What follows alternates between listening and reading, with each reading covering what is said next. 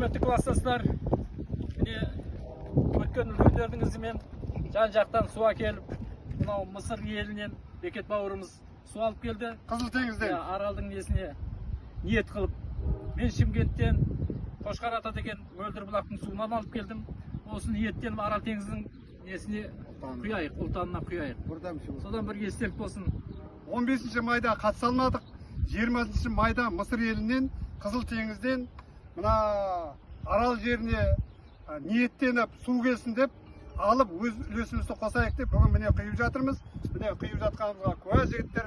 Міне суды ішіп көріңіздер, теңіздің суы. Міне теңіздің суы. Көріңіздер. Міне бұл жақта себебінде Бейбарыс атамыз жатыр. Бейбарыс атамыз Мұхаммед пайғамбардың несі мешіті салынған жер. Өзі 12 ата байылының Бейбарыс сұлтан атамыз басқарған елден алып келдім. Міне құямын. Алла ниетімізді қабыл етіп, теңізіміз орнына келсін. Аралдың түлегіміз бәріміз. Алла тағала жақсылығын.